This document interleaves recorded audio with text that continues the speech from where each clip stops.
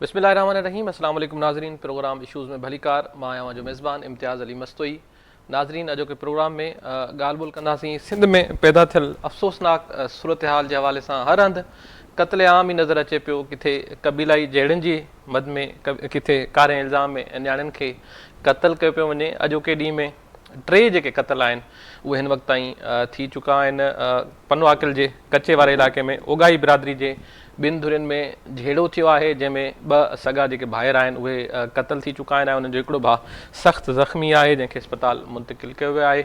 ऐं ॿिए तरफ़ जेको वाक़ियो रिपोर्ट थियो आहे उहो तमामु घणो अफ़सोसनाक आहे त झोल वेझो कारे इल्ज़ाम हेठि पीउ पंहिंजी 15 सालनि जी धीउ खे क़त्ल करे ऐं लाश पंहिंजे घर में ई पूरे छॾियो। 8 ॾींहंनि खां पोइ पुलिस जेको आहे उहो लाश उतां कढियो आहे। ॿुधायो पियो वञे त पीउ पंहिंजी धीउ खे पाण क़त्ल कयो आहे। उनखां अॻु जेकॾहिं ॻाल्हि कयूं त रोड़ी वेझो जेका नारी हुई गुलाम भारो, जंहिं पनाह जे लाइ पंहिंजी ज़िंदगी जे तहफ़ुज़ जे लाइ पुलिस वटि पनाह वरिती हुई, उनखां पोइ हू कोर्ट पहुती जिते संदसि पीउ पटको मेड़ कयो ऐं हू पंहिंजी पीउ जी इज़त ख़ातिर ऐं उनजी मिंथनि ते साणसि गॾु हली वई आहे। उनखां पोइ खेसि बेदर्दी सां क़त्ल कयो वियो। चयो पियो वञे त जेका हीअ छोकिरी आहे उनखे ख़बर हुई, हुन मीडिया जे नुमाइंदनि सां ॻाल्हाईंदे ॿुधायो पियो हुयो त खेसि पक आहे त हू मारी वेंदी, पर हू पंहिंजी पीउ जी इज़त ते क़ुर्बान थियणु वञे पई।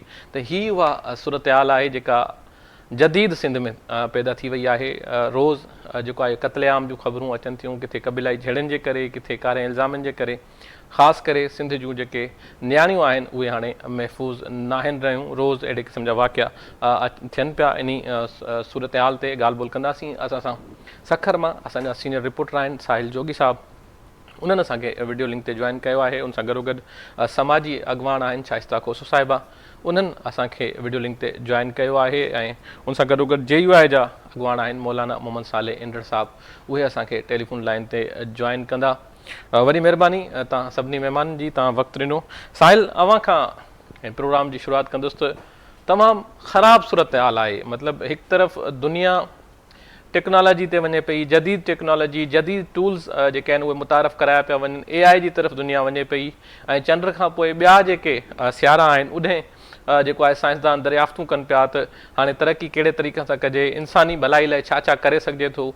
उहे मर्ज़ जिन जो कॾहिं इलाजु कोन्ह थियो उन्हनि जो इलाजु ॻोल्हियो पियो वञे। पर असां जेकॾहिं सिंध जी ॻाल्हि कंदासीं त सिंध में असांखे रुॻो क़त्लेआम नज़र अचे थो, किथे क़बीलाई झेड़नि जे करे, किथे कारे इल्ज़ामनि में, ऐं किथे वरी पुलिस गर्दी जा जेके मसइला आहिनि उहे अचनि पिया।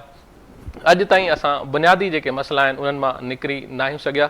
हीअ जेको अफ़सोसनाक वाक़ियो आहे जेको पनवाकिल जे कचे में थियो आहे, इन जे बारे में ॿुधाइजो। ऐं उन सां गॾोगॾु वरी उनखां पोइ जेको आहे गुलाम भारो वारो जेको केस आहे उन ते पाण ॻाल्हि ॿोल कयूं था। महिरबानी इम्तियाज़ साहब। जेकॾहिं ॾिसिजे त सिंध जेका आहे सा क़बीलाई दहशतगर्दी जे वर चढ़ी वई आहे ऐं कारे इल्ज़ाम हेठि रोज़ानो केतिरियूं नियाणियूं जेके से पुठियूं पियूं वञनि, बेदर्दी सां क़त्ल कयूं पियूं वञनि। पाण हमेशह प्रोग्राम में ॻाल्हाईंदा रहिया आहियूं, पर अफ़सोस सां इहो चवणो थो पवे त कानून बि ठही विया आहिनि। उनखां अलावा असेंबली मां जेके बिल बि पास थी विया आहिनि। औरतुनि जे हक़नि जे हवाले सां जेकॾहिं असीं ॻाल्हि कयूं, इंसानी जाननि जे तोहफ़ जे हवाले सां असीं ॻाल्हि कयूं, पर उहे सिर्फ़ु बिल हुजनि या कानून हुजनि या आइन हुजे, सिर्फ़ु असांखे कागज़नि में ई बंदि मिले थो। अॼु जेको अफ़सोसनाक हिकु वाक़ियो पेश आयो आहे उहो पनवाकिल ऐं यानी सखर ऐं कशमोर ज़िलनि जे सरहदी हंध ते इहो वाक़ियो पेश आयो आहे। सरहदी वारे कचे वारे इलाइक़े में पेश आयो आहे।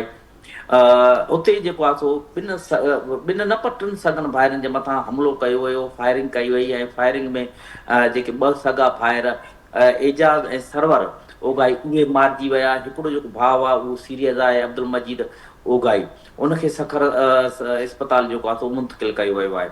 त इन हवाले सां जेको ॿुधाइनि था वारस, उन्हनि जो चवणु आहे त असांजा जेके माण्हू आहिनि उहे माल चाढ़ण जे लाइ विया कचे में, उते असांजे मथां हथियार बंदनि हमिलो कयो ऐं मींहं जेके फुर करण जी कोशिशि कई ऐं मज़ाहिमत ते जेके गोलियूं हणी करे 2 सॻनि भाइरनि खे क़त्ल कयो आहे। हिकिड़ो जेको आहे ज़ख़्मी थियो आहे। जॾहिं असांजी पुलिस सां ॻाल्हि ॿोल थी, पुलिस जी उहा साॻी इंडियन हिकिड़ी मूवी आहे जंहिंमें शैतान चौकी तव्हां ॿुधो हूंदो त हिकु शैतान चौकी जी हद ॿुधाईंदो आहे, ॿी वरी ॿी चौकी जा हद ॿुधाईंदो आहे। अॼु बि पुलिस सखर ऐं कशमोर ज़िलनि जे पुलिस में वरी हद जो तकरार पैदा थी वियो आहे। सखर पुलिस चवे थी त जेके माण्हू आहिनि उहे रहंदा असांजे इलाइक़े में आहिनि, असांजे हद में आहिनि, पर उहे माल चाढ़ण जे लाइ कशमोर जे हदनि में दाख़िल थिया, जिते जेको आहे उगाए बिरादरी में ज़मीनी तकरार तां हमिलो थियो आहे। हमले में जेके आहिनि 2 ॼणा मारिजी विया आहिनि।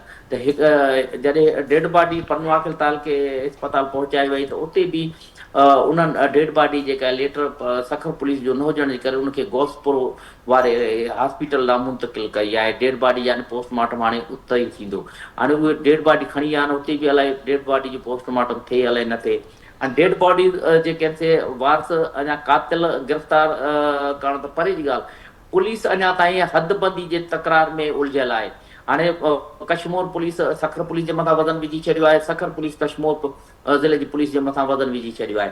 यानी हाणे हिक ॿिए मां उहे हदनि जे तकरार मां फारिग न आहिनि थिया, त उहे कीअं वञी कातिलनि ताईं फौरी तौरु उन्हनि जे ख़िलाफ़ु ऑपरेशन करे, उन्हनि जे ख़िलाफ़ु एक्शन खणी करे उन्हनि खे गिरफ़्तार कयो वेंदो। केॾो वॾो अलमियो आहे असांजी पुलिस जो, असांजे हितां जे कानून जो। ऐं ॿी ॻाल्हि इहा आहे त हिकु त उहे क़तल थी विया 2 भाइर साॻा भाइर, ॿियो वरी मरण खां पोइ बि उन जूं डेड बॉडीज़ जेके आहिनि से दरबदर आहिनि, कॾहिं सखर ज़िले में त कॾहिं कशमोर ज़िले जे हदनि में। त अञा ताईं उन्हनि जा जेका पोस्टमार्टम आहे उहा न थी सघी आहे, न क़तल केस दाख़िल थी सघियो आहे, न ई पुलिस जेका आहे सा हद जे तकरार खे सुलझाए सघी आहे। हाणे ही अलमियो आहे अॼु जे 2 भाइरनि जे क़तल जो। त पुलिस जॾहिं बि असां ॾिठो आहे त जॾहिं बि बिरादरी जा तकरार थियनि था या क़बीलाई दहशतगर्दी जा तकरार थियनि था, उन में ॾाढो आसानीअ सां ऐं ॾाढो आराम सां इहे उहो चई करे पंहिंजो वज़न ऐं पंहिंजी ज़िम्मेवारी लाइ छॾींदा आहिनि त बाबा पंहिंजी बिरादरी तकरार ज़ाती तकरार तां क़तल थी विया।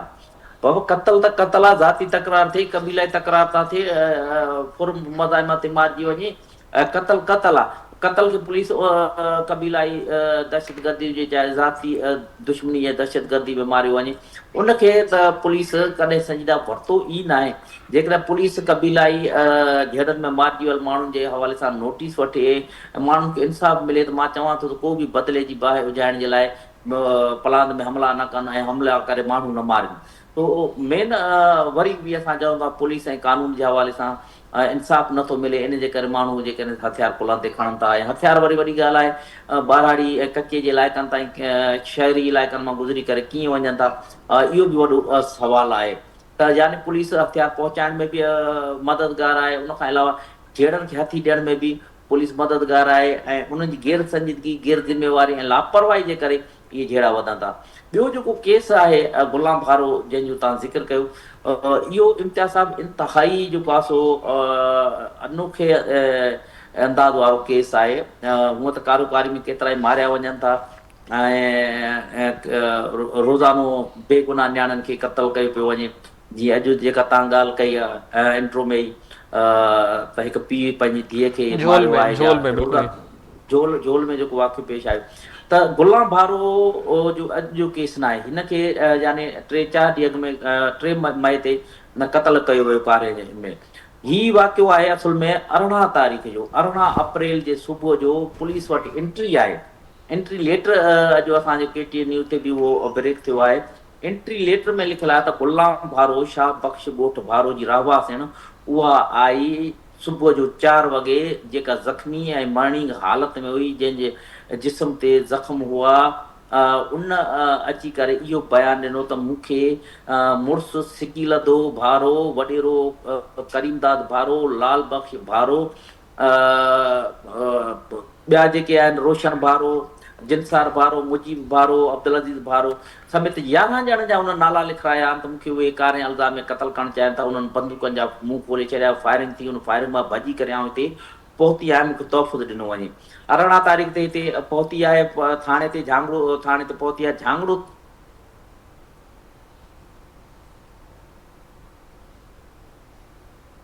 पुलिस सेल ते नारी पहुती आहे ऐं नारी जे पहुचण खां पोइ उनजो पुलिस जी इहा बहितर ॻाल्हि थी आहे त पुलिस जे नारी जे पहुचण खां पोइ जेको आहे सो उनजो इलाज वग़ैरह बि करायो वियो आहे। चवण जो मक़सदु इहो त पुलिस उनजो इलाज वग़ैरह त करायो ऐं उनखे पोइ वरी हिकिड़े ॾींहं जे करे इहा शइ थी जो मोकल हुई 19 अप्रैल ते। नारीअ खे जेको पेश कयो वियो उहो 20 अप्रैल ते 5th एडिशन सेशन जज जी अदालत में पेश कयो त उते नारी खां जॾहिं अदालत पुछा कई त नारी अदालत में बि इहो बयानु ॾिनो त मुंहिंजो मुड़ुसु सिकी लधो ॿारो ऐं ॿिया 11 ॼणा जेके उन एंट्री लेटर में लिखाया हो उहे मूंखे कारे इल्ज़ाम में क़तल करणु चाहिनि था, कंहिंसां कारो कनि था इहा बि मूंखे ख़बर न आहे। ऐं KTN न्यूज़ सां बि हुन इहा ॻाल्हि कई त मूंखे क़तल करणु पिया चाहिनि, कंहिंसां कनि पिया इहा बि मूंखे ख़बर न आहे। ऐं उतां भॼी निकिती आहियां ऐं कंडनि मां थाबड़ंदी किरंदी ऐं सिंधू दरिया मां तरंदी ऐं उतां गोता खाईंदी अची पहुती आहे उते। माना चए पई मूंखे साहु प्यारो आहे, इन जे करे मां एतिरा कशाला कटे करे मां भॼी हिते पहुती आहियां। ऐं हिन अदालत खे बि इहो ॿुधायो, KTN न्यूज़ सां अॻु में जॾहिं ॻाल्हि ॿोल थी हुन ॿुधायो त मां हाणे वापसि न वेंदसि, न त मुंहिंजो मुड़ुसु ऐं उहे ॾाढा मूंखे मारे छॾींदा। ऐं जॾहिं असां पुछा कई भला वालदेन ॾांहुं वञो त हुन चयो त वालदेन मुंहिंजा कमज़ोर आहिनि, ग़रीब आहिनि, जेकॾहिं मां वेंदुसि त उहे मूंखे बचाए न सघंदा, मूंखे मारे छॾींदा।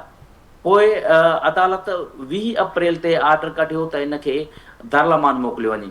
अञा उहो आर्डर कढी कोर्ट जे गेट ते ॿाहिरि ई निकिती, यानी कोर्ट में अंदरि ई हुई। कोर्ट खां जीअं थोरी ॿाहिरि निकिती त उनजो पीउ आयो, असां उते मौजूदु हुआसीं, उनजी अमड़ बि हुई। उन पटको लाहे करे उनखे ॾेखारियो ग़ुलाम बारो खे त असांजी इज़त जो सवाल आहे, तूं वापसि हल। त उते हुन पुलिस खे चयो आहे त मां कोर्ट में ॿीहर पेश थियणु चाहियां थी। उते फौरी तौर ते कोर्ट में पेश थी आहे। कोर्ट में हिन बयानु ॾिनो आहे त मूंखे पक आहे, उते असीं मौजूदु हुआसीं, पक आहे त मूंखे क़तल कयो वेंदो, पर मूंखे पंहिंजे पीउ पटको लाहे ॾिनो आहे, पंहिंजे पीउ जी इज़त जे ख़ातिर मूंखे मौत क़बूल आहे। इहे लफ़्ज़ चया। ऐं हाणे मां पंहिंजे पीउ इमदाद भारो सां वञणु चाहियां थी। उनखां पोइ वरी साॻे ॾींहं ते साॻे हिकिड़े लेटर ते हिकिड़ी तारीख़ में जज साहिबु जेको आहे सो उनखे पंहिंजे पीउ सां वञण जी इजाज़त ॾिनी ऐं सादे स्टाम्प ते लिखाए करे, ऐं उनजी का श्योरिटी वग़ैरह जेका आहे उहा न वरिती वई। उहा आई ऐं 13 ॾींहंनि ताईं हू हुई वारसनि वटि। 13 ॾींहंनि में उन ते छा गुज़री, कीअं मौत ऐं ज़िंदगी कशमकश में हू रही, उहा का ख़बर न आहे असांखे, ख़ुदा खे ख़बर बि गुलाम खे ख़बर। ऐं 3 मई ते जॾहिं उनखे कारे इल्ज़ाम में क़तल कयो वियो, वरी पुलिस जो वॾो अलमियो इहो शुरू थियो जो जॾहिं क़तल थी आहे त क़तल खां पोइ लाश पोस्टमार्टम बाद पुलिस जे मुताबिक़ त उहो माटेरियल मां वसूल कयो आहे। FIR जेका थी आहे उहा पुलिस फरियाद ते थी आहे, सरकारी फरियाद ते थी आहे, सिर्फ़ु 4 ॼणनि ते थी आहे। होॾे ग़ुलाम भारो पंहिंजी हयाती में 11 ॼणनि जा नाला ॾिना आहिनि, पुलिस FIR में 4 ॼणनि जा नाला ॾिना आहिनि। ऐं उन्हनि 11 ॼणनि मां सिर्फ़ु हिकिड़ो नालो जेको आहे पुलिस ॾिनो आहे, बाक़ी 10 नाला न आहिनि ॾिना। त हाणे इहो केॾो वॾो पुलिस जी बदनीयती लॻे या गैर संजीदगी या लापरवाही। उन्हनि में जेका पुलिस FIR में नाला ॾिना आहिनि, ग़ुलाम भारो जो मुड़ुसु सिकीलातो भारो, ग़ुलाम भारो जो पीउ इमदाद भारो, ग़ुलाम भारो जो मामो मौला बख़्श भारो ऐं यूनिस भारो, यानी 4 ॼणनि जा नाला ॾिना आहिनि। ऐं जेका छोकिरी यानी ग़ुलाम भारो जेके नाला ॾिना उन में न इमदाद भारो जो नालो हुयो, न मौला बख़्श भारो जो नालो, न यूनिस भारो जो नालो हो। सिर्फ़ु हिकिड़ो सिकीलातो भारो जेको हुनजो मुड़ुसु आहे उनजो नालो आहे। होॾे जेके आहिनि वॾेरो करीमदाद भारो, निज़ामुद्दीन भारो, अब्दुल हफ़ीज़ भारो, अब्दुल अज़ीज़ भारो, रोशन भारो, जिनसार भारो, इन्हनि जा नाला जेके FIR में न आहिनि। त हाणे जेकी सिविल सोसाइटी आहे, सियासी समाजी तंज़ीमनि जा अॻुवान आहिनि, उहे चवनि पिया त असुल त FIR उहा पाण लिखाए वई आहे त उन तहत FIR कटणु खपे। हिकु शइ आहे। ॿी इहा शइ त केॾो वॾो अलमियो आहे त हू हिकु पीउ जी इज़त ख़ातिर, यानी उनजो केॾो वॾो जज़्बो, केॾी वॾी बहादुर औरत आहे त मूंखे ख़बर आहे मां मारी वेंदुसि पर पंहिंजे पीउ जे ख़ातिर वञणु चाहियां थी। असांखे उहा मारी यादि अची वई जंहिं पखनि ख़ातिर ऐं पंहिंजे मारवड़नि जे ख़ातिर आलीशान बंगला ठुकराए छॾिया, वापसि हू मारवड़नि ॾे आई, कखनि में आई। ॿी ग़ुलाम भारो उहा जेका पंहिंजे मौत खे ॾिसंदे बि पंहिंजे पीउ जे ख़ातिर, पंहिंजे पीउ जी इज़त जे ख़ातिर हू वापसि आई, पर पीउ जेको आहे सो उनखे बचाए न सघियो। या हिन में पीउ जी बि जेका आहे लापरवाही चइजे या रज़ामंदी चइजे, सॉरी। त चवण जो मक़सदु इहो त हिकु समाजी तौर ते बि ग़ुलाम भारो ज़ुल्म जो शिकार थी, पंहिंजे रत जे रिश्तनि जे आधार ते बि हू ज़ुल्म जो शिकार थी, पुलिस पारां इंसाफ़ न मिलियो। अदालत बिल्कुलु में ईअं वही बिल्कुलु ईअं आहे। साहिल, तव्हां सां ॻाल्हि ॿोल्हि जे सिलसिले खे जारी रखूं था। शाइस्ता खोसो साहिबा बि असां सां गॾु प्रोग्राम में मौजूदु आहे। मैडम, तव्हां साहिल जी बि ॻाल्हि ॿुधी, सूरत हाल तव्हांजे साम्हूं आहे। इन खां पहिरियां जेकॾहिं पाण टंडो मस्ती वारो वाक़ियो ॾिसूं, उहो तव्हांजे साम्हूं आहे, जिते ख़ालदा चांडियो खे जेको आहे हजूम विच में क़तलु कयो वियो। उनखां पोइ वरी ही गुलाम भारो वारो केस आहे। 2 ॾींहं अॻु जेको आहे ॾेरकी में वाक़ियो थियो, त उते बि जेको ॾेर आहे हुन पंहिंजी भाॼाई खे क़तलु कयो ऐं लाश जेको आहे पूरे छॾियो हो। ऐं अॼु वरी झोल में वाक़ियो थियो आहे, जिते पीउ पंहिंजी 15 सालनि जी जेका न्याणी आहे उनखे कारे इल्ज़ाम हेठि क़तलु करे दफ़नाए छॾियो हो। 7 ॾींहंनि खां पोइ हुनजो लाश हथु आयो आहे। हिन समूरनि मामलनि खे तव्हां कीअं पिया ॾिसो? इन्हनि जो हल छा आहे? वॾी महिरबानी इम्तियाज़ साहब, तमामु अहम इशू औरतुनि जे लाइ जेको सिंध हिकु मां सम्झां थी कारियुनि जो जेको आहे कब्रिस्तान बणायो वियो आहे सिंध खे औरतुनि जे लाइ। औरत न घर में महफ़ूज़ आहे न ॿाहिरि महफ़ूज़ आहे। औरत खे हर जाइ ते क़ुर्बानी ॾियणी पए थी। ऐं हिन मुंहिंजे ख़्याल में 20 ॾींहंनि जे अंदरि अलाए केतिरियूं औरतुनि खे जेको आहे कारप जे नाले ते मारियो वियो आहे, गैरत जे नाले ते मारियो वियो आहे।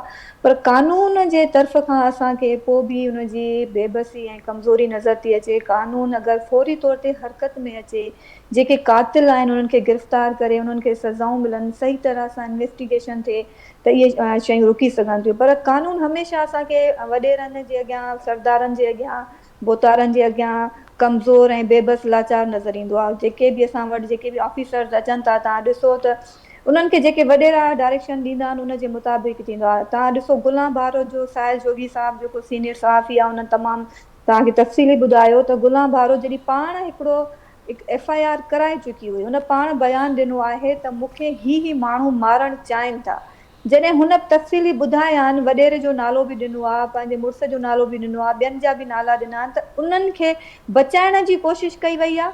ऐं हिकिड़ो माण्हू जेको आहे उन पंहिंजो जेको मुड़ुस जो नालो खयो उनखे FIR में ॾिनो वियो आहे। बाक़ी जेके 10 नाला ॿिया आहिनि उन्हनि माण्हुनि खे सौ सिधो बचायो वञे थो।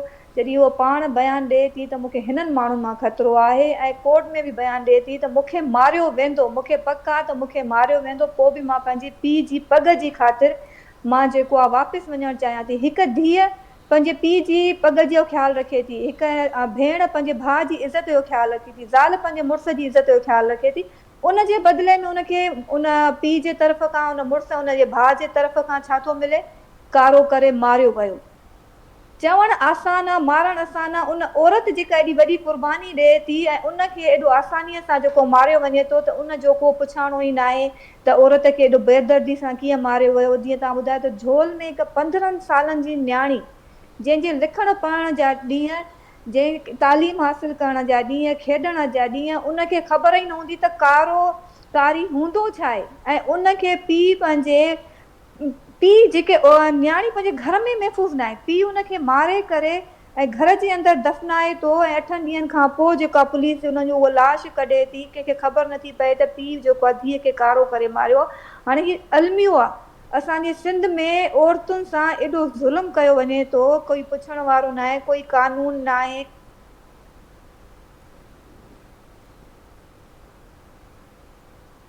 सज़ाए वेठा आहिनि, जेको कोर्टूं बि पंहिंजूं खोले वेठा आहिनि, सभु कुझु पाण कनि था, वॾेरनि खे जीअं दिलि चए थो। तव्हां ॾिसो त माज़ीअ में अहिड़ा कई केस थिया आहिनि, जेके कातिल हूंदा आहिनि उहे हमेशह बाइज़त बरी थी वेंदा आहिनि, उन्हनि खे सज़ाऊं न मिलंदियूं आहिनि। ऐं जेके औरतुनि जे लाइ ख़ासि तौर ते जेके बिल पास कया विया आहिनि, उहे सिर्फ़ु ऐं सिर्फ़ु जीअं साहिल साहब ॿुधायो त उहे सिर्फ़ु पेपरनि ताईं महदूद आहिनि। उन्हनि खे सिर्फ़ु पेपरनि में लिखियो वियो आहे त औरत जे लाइ ही कानून पास कयो वियो आहे, औरत जे लाइ ही बिल पास कयो वियो आहे, मगर उन्हनि ते अमल अॼु ताईं न थियो आहे। या त असां इहो ई मुतालबो कंदासीं त तव्हां जेके औरतुनि जे लाइ बिल पास कया आहिनि उहे तव्हां ख़तमु करे छॾियो, ताकी औरत खे ख़बर हुजे त मूंखे सिंध में इंसाफ़ न आहे मिलणो।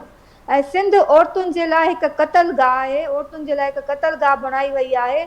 औरत, तव्हां अगरि का औरत तव्हांखे पसंदि न आहे, कंहिं मर्द खे पसंदि न आहे, त उनजो मसइले जो हल इहो न आहे त तव्हां औरत खे पंहिंजे मफ़ादनि जे ख़ातिर कारो करे मारे छॾियो। तव्हां पंहिंजी ज़मीन जो टुकड़ो हासिल करण जे लाइ औरत खे तव्हां कारो करे मारे छॾियो। अगरि तव्हांखे औरत पसंदि न आहे त तव्हां उनखे तलाक ॾेई छॾियो, उनखे घरां कढी छॾियो। अगरि पीउ जॾहिं धीअ खे पाण माराईंदो त मूंखे ॿुधायो त उहा धीअ पाण खे उन घर में कीअं महफ़ूज़ सम्झंदी, जेको पीउ जे हथां धीअ क़तल थिए थी। ऐं जेको पहिरियां बि तव्हां टंडो मस्तीअ केस ॻाल्हि कई त उन में जेको फ़हमीदा चांडियो वारो उन में बि ॾिसो त पीउ धीअ खे मारायो, जॾहिं उन औरत खे कारो करे मारनि था त मुड़ुसु फ़ख्र सां चए थो त मुंहिंजो गैरत जो मसइलो हुयो, मुंहिंजो नक मथे थी वियो। इहो तव्हांजो कहिड़ो गैरत जो मसइलो आहे त जॾहिं तव्हां उहा औरत कारी थी त उनजे एवज़े जा पैसा वठंदो त उन वक़्तु तव्हांजी गैरत किथे जाॻंदी? उन वक़्तु छा उन वक़्तु तव्हांजी गैरत जाॻंदी त तव्हां उन औरत जे कारप जा पैसा पाण वटि रखो एवज़े जा, या कंहिं ज़मीन जे टुकड़े जे ख़ातिर तव्हां औरत खे क़ुर्बान कयो आहे त उहा ज़मीन जो टुकड़ो तव्हांखे मिलंदो त तव्हांजी गैरत जेको आहे उहा तव्हांजी वधी वेंदी। ऐं जॾहिं औरत क़तल थिए थी त तव्हांजी गैरत जेका वधी वञे थी, तव्हांखे ज़मीन जो टुकड़ो नथो मिले त औरत तव्हांजी इज़त घटिजी वञे थी। कानून जी लापरवाही, कोर्टुनि में इंसाफ़ डिले मिलण जे करे जेके औरतुनि सां ज़ुल्म थिए थो त सौ सिधो इन में असां कोर्टुनि खे ई चवंदासीं त कोर्टुनि में औरतुनि खे इंसाफ़ कोन थो मिले। ऐं जेके सिंध असेंबली में बिल पास थियनि था, जेके बि असां औरतुनि जे लाइ कानून पास कया विया आहिनि, उहे सिर्फ़ु कागज़ी कार्रवाई ताईं आहिनि। इहो हिकिड़ो ड्रामो आहे त औरतुनि खे पनाह ॾिनियूं वञनि थियूं, औरतुनि जे लाइ ही इदारा ठाहिया वञनि था। औरत हर जाइ ते गैर महफ़ूज़ आहे। असां औरतुनि खे लॻे ईअं थो त हाणे हथनि में असां औरतुनि खे बि हथियार खणणा पवंदा।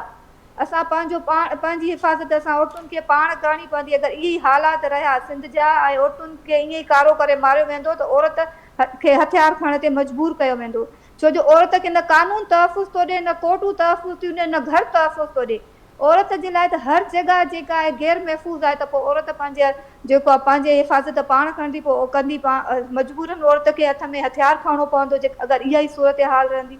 असां मुतालबो कयूं था सिंध गवर्नमेंट खां त औरत खे बि जीअण जो हक़ु आहे, त उहो औरत खां जीअण जो हक़ु खसियो न वञे, औरत खे पंहिंजे मफ़ादनि जे ख़ातिर क़ुर्बान न कयो वञे। औरत हर रूप में आहे। जेके मर्द जेके औरत खे कारप जे नाले ते हुनखे कारो करे मारनि था या ज़िंदा दफ़न कनि था, अॼु बि सिंध में असां चाहे केतिरी बि तरक़ी याफ़्ता पाण खे सॾायूं, पर औरत जे लाइ मां सम्झां थी काई तरक़ी असां न कई आहे। अॼु बि औरत खे ज़िंदा दफ़न कयो वञे थो, अॼु बि औरत खे जेको आहे संग चटी जे नाले ते क़ुर्बान कयो वञे थो, अॼु बि औरत खे ज़मीन जे टुकड़े जे ख़ातिर कारो करे मारे वञे थो, गैरत जे नाले ते मारे वञे थो। औरत जे लाइ अॼु बि उहे रस्मूं रवाजूं पहिरियां वारियूं बरक़रार आहिनि, जेके पहिरियां हूंदियूं हुयूं उहे ई आहिनि त औरत खे ज़िंदा दफ़न कयो वेंदो, कारियुनि जो क़ब्रिस्तान आहे। त अॼु जेको आहे सिंध औरतुनि जे लाइ जेको आहे हिकिड़ी कारनि जे कारो करे औरत खे मारियो वञे थो, हिकु सिंध खे बदनाम बि कयो थो वञे।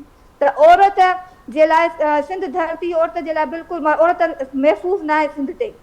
सिंध धरतीअ ते औरत महफ़ूज़ न आहे। औरत सिंध खे बदनाम बि कयो वञे थो। त हर तरफ़ सां तव्हां ॾिसो, चाहे धीअ जे रूप में हुजे, माउ जे रूप में हुजे, भेण जे रूप में हुजे, औरत ई क़ुर्बानी ॾिए थी। मूंखे ॿुधायो, ऐं जेके बि औरतूं कारियूं करे मारियूं वञनि थियूं, हमेशह ग़रीब जी धीअ ई मारी वञे थी। कॾहिं कंहिं सरदार जी धीअ जो तव्हां न ॿुधो हूंदो त उनखे कंहिं कारो करे मारियो हुजे, या कंहिं वॾेरे जी धीअ जे लाइ तव्हां न ॿुधो हूंदो त उनखे कंहिं कारो करे मारियो हुजे। छा औरत जेका ग़रीब जी धीअ आहे उहा ई गुनाहगार आहे? उहा ई सिर्फ़ु क़ुर्बानी ॾियण जे लाइ पैदा थी आहे त उनखे कारो करे मारणो आहे, उनखे क़ुर्बानी जो बकरो बणाइणो आहे। त औरतुनि जे लाइ जेके बिल पास कया विया आहिनि त उन ते अमल दरामद करायो वञे। जेके इंसानी हुकूक जूं तंज़ीमूं आहिनि, जॾहिं औरतुनि जा मसइला थियनि था, उहे बिल्कुलु ख़ामोश हूंदियूं आहिनि। ऐं अगरि के सेमिनार्स बि थींदा आहिनि, अवेयरनेस सेमिनार जिते सेमिनार्स कराइणु खपनि, उते थींदा कोन्हनि, त औरतुनि खे कहिड़ी ख़बर पए त असांजा हक़ आहिनि कहिड़ा, असांखे हक़ कहिड़े प्लेटफॉर्म ते वञी करे वठिणा आहिनि। तव्हां ॾिसो, गुला जेका बारो आहे उनजो जेको कहानी असां ॿुधूं था त असांजूं अखियूं रत जा ॻोढ़ा रोइनि थियूं। बिल्कुलु ईअं आहे, बिल्कुलु ईअं आहे। वॾी महिरबानी शाइस्ता कोसो साहिबा, असां तव्हां तफ़सीली तौर ते ही जेके औरतुनि जा मामला आहिनि, तव्हांजी ॻाल्हि त सिंध खे औरतुनि जो मक़तलगाह बणायो वियो आहे। ख़ासि करे कारोकारी जा जेके इल्ज़ाम आहिनि उन्हनि हेठि ज़ाती जेके पंहिंजा उन्हनि जा मसइला आहिनि, ज़मीननि जा मसइला, संग चटी जा मामला, उन्हनि में औरत खे क़ुर्बान कयो वञे थो। हिकिड़ो ॿियो अहम पॉइंट जेको तव्हां उथारियो उहो इहो आहे त सदाईं कारोकारी जे इल्ज़ाम में ग़रीब जी धीउ मारी वञे थी। कॾहिं बि कंहिं सरदार, कंहिं वॾेरे ऐं कंहिं जागीरदार जी जेका धीउ आहे उहा कारो करे नाहे मारी वई। धीउ कंहिंजी बि हुजे, उन सां ईअं न थियणु घुरिजे। पर इहो हिकु अहम सुवालु ज़रूरु आहे। ॻाल्हि ॿोल जे सिलसिले खे जारी रखंदासीं। हिते प्रोग्राम में टाइम थियो आहे हिकिड़े शॉर्ट कमर्शियल ब्रेक जो।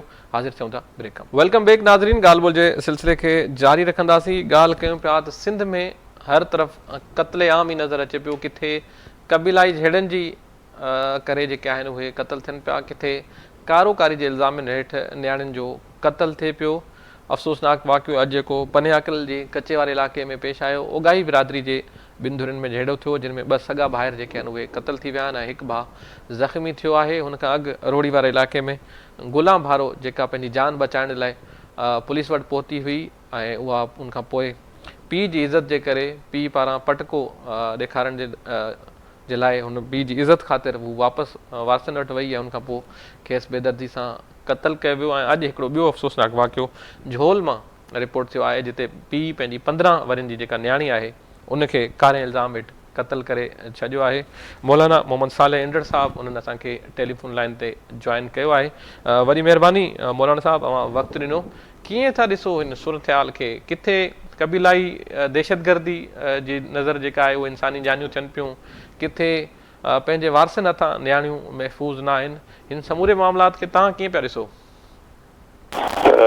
वॾी महिरबानी जज साहब। मौजूदु हिकिड़ो मुस्तक़िल हिकिड़े ड्रिगियर आहे लाक़ानूनियत इन तमामु के बि मसाइल जंहिंजो अवां ज़िक्र कयो, क़बाइली तकरार हुजनि, न्याणियुनि जो क़त्ल आम हुजे, स्ट्रीट क्राइम हुजनि या कारोकारी जी का सूरत हुजे या मिल्कियत ऐं बनी जी तकरार तां 2-4 माण्हुनि किराए वञे उन जा लाशा मिलनि, बुनियादी तौर ते मसइलो आहे लाक़ानूनियत जो। कानून जी कंहिं बि क़िस्म जी हुक्मरानी कोन्हे ऐं कंहिं बि ख़ौफ़ न हुजण जे करे, सज़ा जज़ा जे तसवुर ख़तमु थियण जे करे असां वटि नथो। अवां ॾिसो त जेकॾहिं पुलिस जे इस्तेमालु थिए थी ऐं सियासतदान ख़ौफ़ जी फिज़ा ठाहिणु चाहिनि था त सियासी पार्टियुनि जो वजूद ई ख़तमु ॼण छो वञे थो। जेकॾहिं सियासी पार्टियुनि जो वजूद जंहिंखे कानून कंहिं तरह मना कोन थो करे उहो पुलिस जे ज़ोर ते ख़तमु करे सघिजे थो, सियासतदाननि सां वफ़ादारियूं तब्दील कराए सघजनि थियूं, त पोइ बिलाख़िर कानून जी हुक्मरानी जे लाइ कारोकारी इहो हिकिड़ो फ़रसूदा ऐं बेदीनी वारो तसवुरु जंहिंमें हाणे जे कोर्स जो सिलसिलो हले थो इनखे छो कोन थो रोके सघिजे ऐं कानून जी एतिरी गिरफ़्त छो कोन बची आहे जे माण्हू बनी माल ऐं खणी जे वारे तां हिक ॿिए जा लाश किराइनि ऐं कंहिं क़िस्म जो को ख़ौफ़ न हुजे, इंसाफ़ ताईं न हुजे त उहे मारनि था या कंहिं पकी करण जी शिकायत कनि था।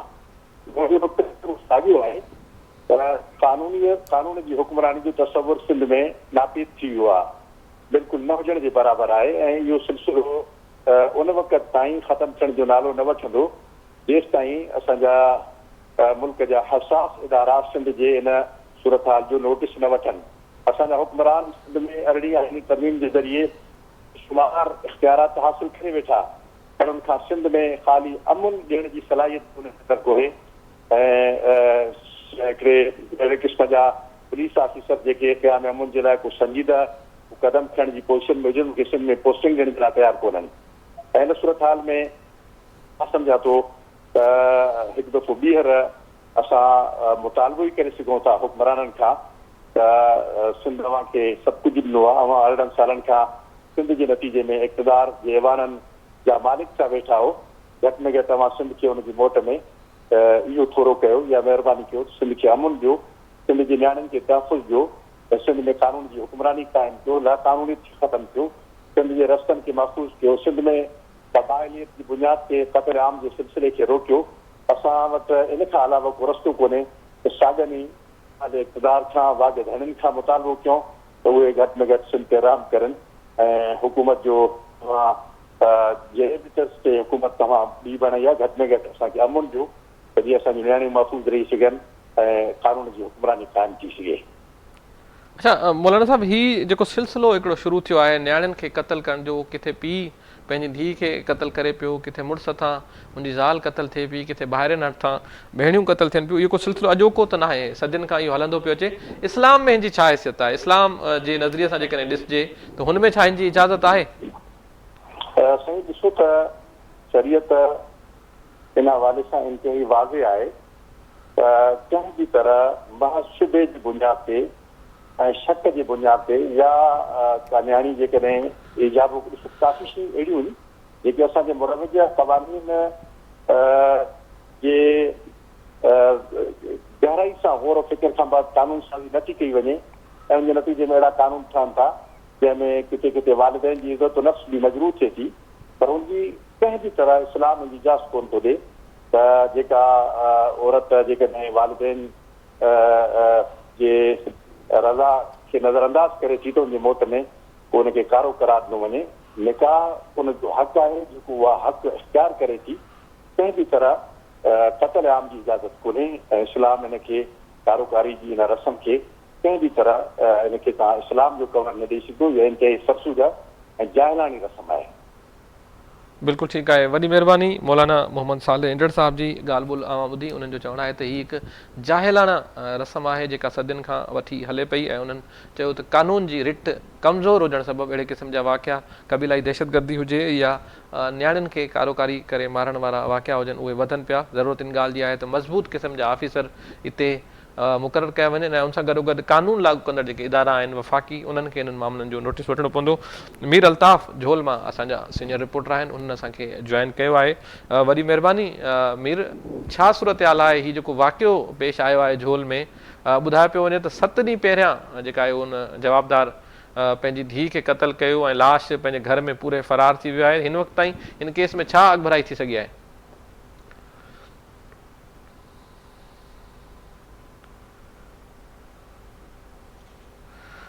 अल्ताफ़, तव्हांजो माइक जेको आहे उहो बंदि थियल आहे, माइक खे खोले।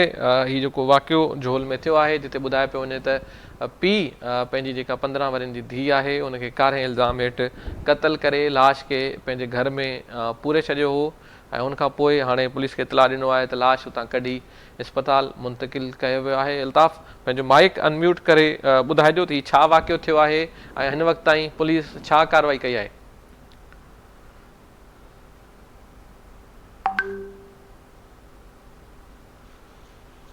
कोशिशि कंदासीं अल्ताफ़ सां जेको आहे उहो राब्तो बहाल कयूं।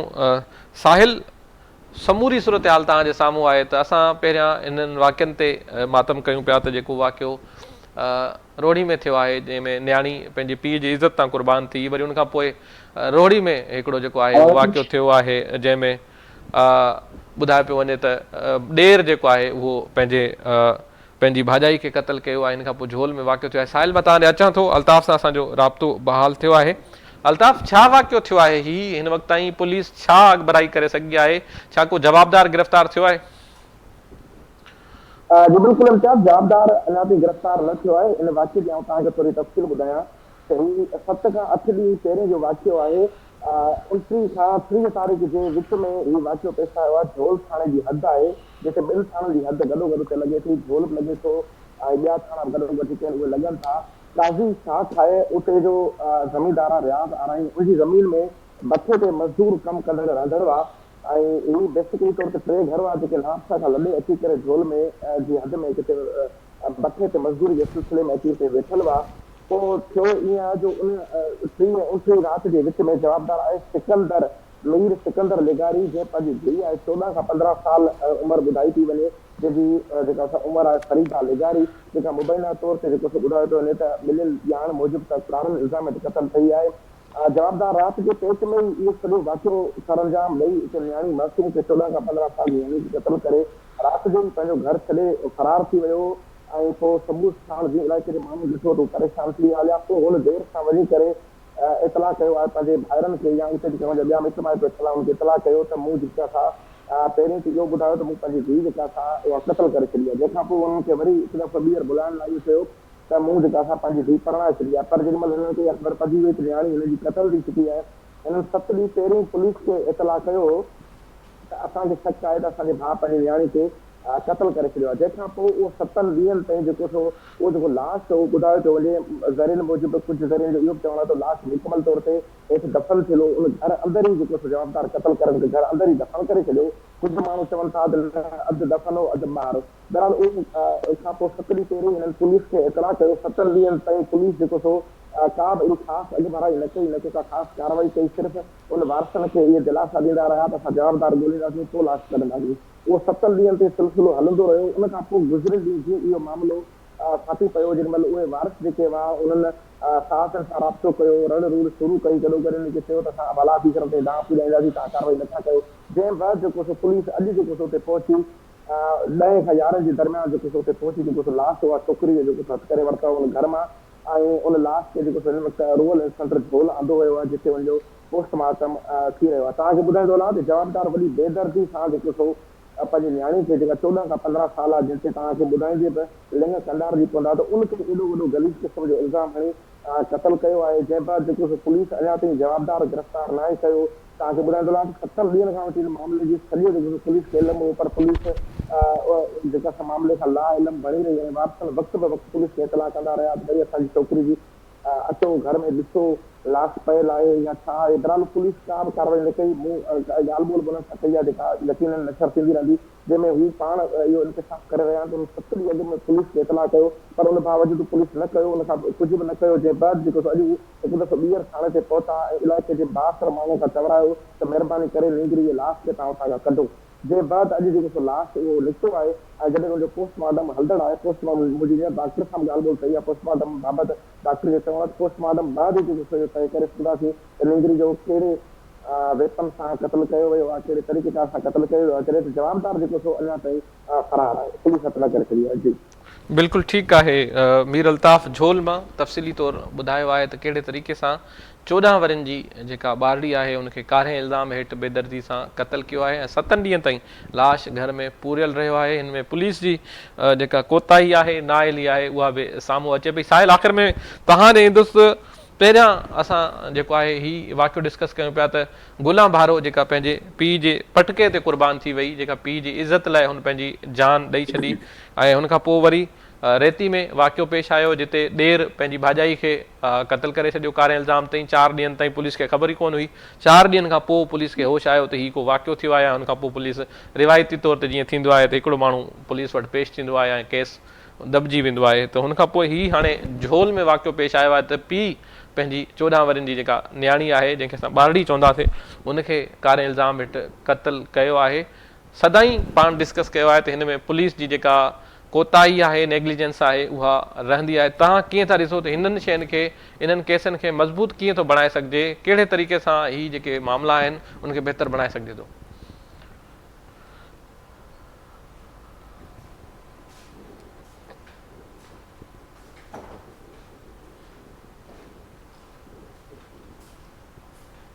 साहिल जेकॾहिं तव्हां ॿुधो पिया त जी आवाज़ अचे पियो, आवाज़ जी जी जी साहिल जी जी साहिल हा बिल्कुलु इम्तियाज़ साहब ॾिसो त ही जेके वाक़िया जेके तव्हां असां रिपोर्ट बि कयूं था, ॾिसूं बि था, सच पुछो त वाक़िया ॾिसण रिपोर्ट करण सां लिंग कांडार जी वञनि था। नियाणियूं जेके अबे जे सीने ते सुम्ही करे निंड करण वारियूं ऐं उन पीउ जे आंगुर खे वठी करे वॾियूं थियण वारियूं ऐं पीउ जे लाइ मानी पचाए, चांहि पचाइण, पाणी ॾियणु, ऐं इहो किथां जी इंसानियत आहे त उन नियाणी खे जंहिंखे पाले वॾो कजे वरी उनखे जेको आहे सो ईअं कारे इल्ज़ाम या अहिड़नि ख़ुदनि इल्ज़ामनि जे हेठि क़तल कयो वञे। हीअ सिंध में पहिरें क़िस्म जा वाक़िया न आहिनि, अहिड़े क़िस्म जा खोड़ सारा वाक़िया पेश अचनि था। असांखे जेको आहे इस्लाम खां अॻु वारो दौर थो यादि अचे त नियाणियुनि खे मारे करे उनखे पूरण या नियाणियुनि खे जीअरे दफ़न करणु। हाणे 7 ॾींहंनि ताईं हिकु नियाणी झोल में ॾिसो त 14 वरनि जी उहा दफ़न उनखे कारो करे मारियो वञणु। हे त सखर में बि हिकिड़ो वाक़ियो पेश आयो तक़रीबन 1.5 महीनो अॻु त हिते जेका आहे सा हिकु छोकिरी जेका पार्क में घुमण वई, उन पार्क में घुमण वई ऐं ईद जे 2 या 3 ॾींहं ते हू पार्क मां घुमी वापसि आई त उते उनखे कारो करार ॾिनो वियो ऐं पोइ वरी उन पीउ उनखे क़तल करे छॾियो। उन ते सरकारी जेका आहे सा मुदियत में FIR बि दाख़िल आहे। त अहिड़े क़िस्म जा वाक़िया खोड़ सारा पेश अचनि था। औरतुनि खे ईअं जेको आहे सो बेदर्दी सां कुठो ऐं क़तल कयो वञे थो। इहो क़तल सिर्फ़ु इन जे करे थिए थो, ॾिसो न सिंध जेका महज़ब सिंध असांजी हाणे जेको वेझड़ माज़ी में सिंध वधि खां वधि क़तलोगारत ऐं वधि खां वधि औरतुनि खे कारो करे मारियो वञे थो। सिंध में घोटकी जे इलाइक़े में कारियूं कब्रिस्तान आहे। हाणे ई त असां वटि ॾिसो नी केतिरी हद जी इंतिहा ऐं ज़ुल्म आहे। ऐं घोटकी ज़िले में, कशमोर ज़िले में मख़सूस दरियाहनि जे भरिसां हिकिड़ा जेके आहिनि से उहे लंग ठहियल आहिनि जितां जेको आहे कारियूं जेके औरतूं थींदियूं आहिनि उन्हनि खे उते उन में क़तल करे लाश लोड़ियो वञे थो। माना उन जा बि मख़सूस जेके आहिनि से